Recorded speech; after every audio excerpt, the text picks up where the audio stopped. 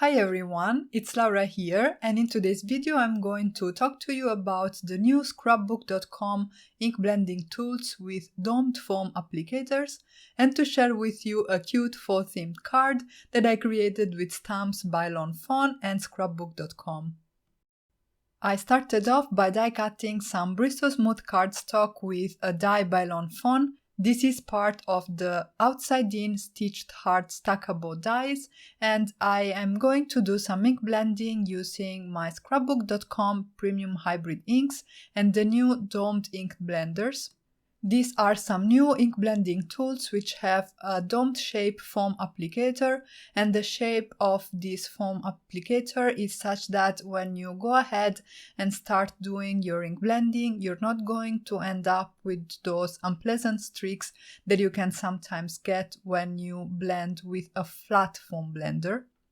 I actually shared a video just recently here on my YouTube channel about ink blending, and a lot of the comments said that people were having trouble with getting a smooth blend. So if that's the case for you, you might want to look into these foam applicators because, as I said, the shape is designed to give a smooth blend without any streak marks.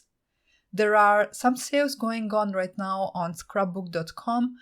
I am not entirely sure whether these foam applicators will be on sale as the video goes up, but for sure the hybrid inks that I'm showing on screen and a lot of other Scrapbook.com exclusives will be on a discount, so I will leave links in the description box down below for you to check out in case you're interested. The inks that I'm using, as I said, are hybrid inks by Scrapbook.com. These ones are sold separately and also in a kit, and the colors that I'm using are Autumn Leaves and Orange Cream. I also have this leather color here on screen, but I will be using it later on. The hybrid inks are great for ink blending but can also be used for stamping, and because of their hybrid formulation you can actually color your stamped images both with alcohol and water-based media, so they are really versatile, and the colors, I have to say, are really pretty and vibrant. As a next step, I took some Nina Solar White 110 pounds cardstock and I'm going to be stamping the images that I want to use on my card. As I said, hybrid inks are great for stamping, and I'm using the Leather Premium Hybrid Ink by Scrapbook.com to stamp my images. The reason why I chose this ink is that I thought it would be nice for a fall card to have the image outline brown rather than black, and also because this ink comes in a kit with the oranges that I used on that die cut heart. All my colors will match nicely. The images I'm using today come from the Fawn Thanks a Latte stamp set and the For You Dear stamp set. I'm stamping them on this panel, and then I'm going to be doing some coloring with my Nuvo alcohol markers. My camera decided to stop recording as I was coloring the mugs, but I didn't do any fancy coloring. I just shaded my aquamarine colors from the outside areas of the mug towards the center, so I have my shadows on the outer edges of the mugs to give them a round appearance. And now I'm filling in the chocolate in the mugs. Well, for me it's chocolate. I don't know what's your favorite drink in the fall season. You can let me know in the comments below. But here I'm using some warm browns to color in the drink, whatever that is. You can find also a marker chart on my blog with all the markers that I used for my images today in case you would like to follow along. So make sure to check that out. It's linked in the description box down below. And there you will also find a list of all the products that were used to create this card.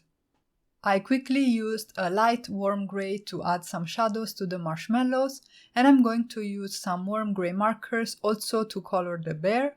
Again, I'm keeping the darker areas towards the outside of the image and the lighter ones towards the center. It's like the light is coming from straight ahead. And this is actually a pretty easy way to shade your images. If you get a little bit confused with light sources, a very simple way to give them dimension is to add your shadows on the other portions and then blend towards the center, keeping the center the lightest.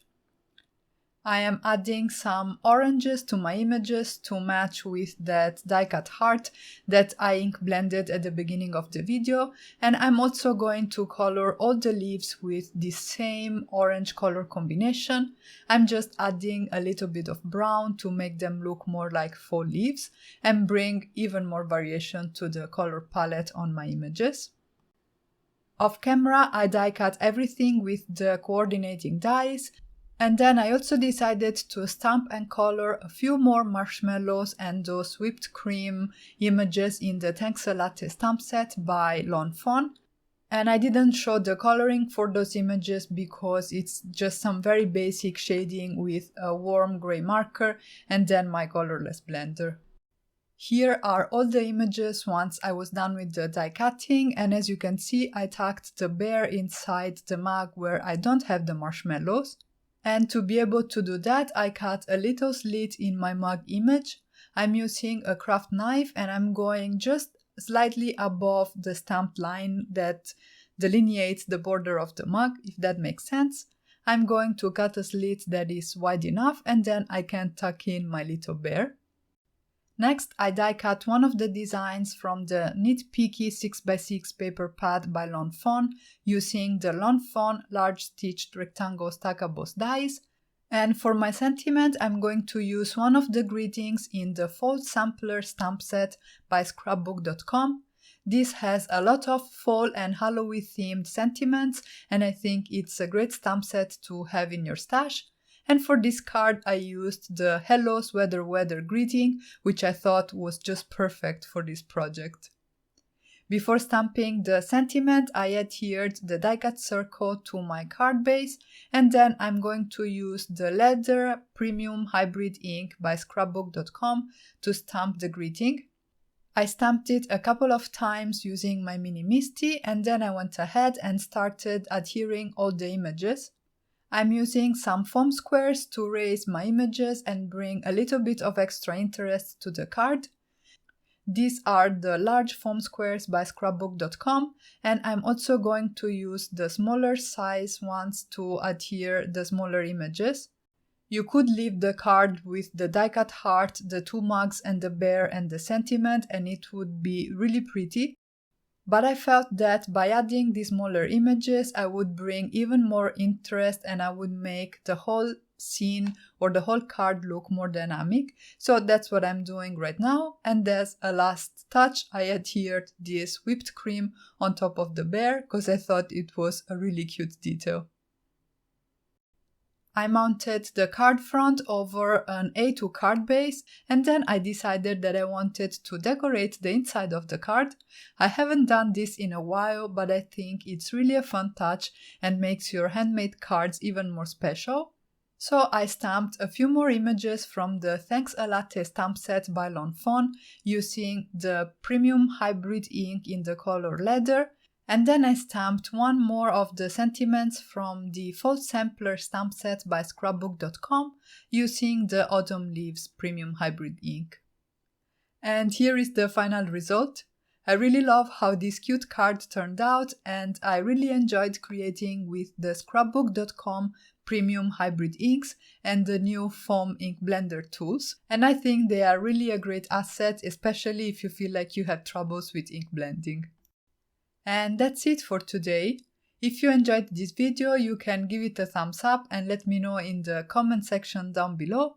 And if you haven't already, you can subscribe to my channel for more card making and paper crafting inspiration.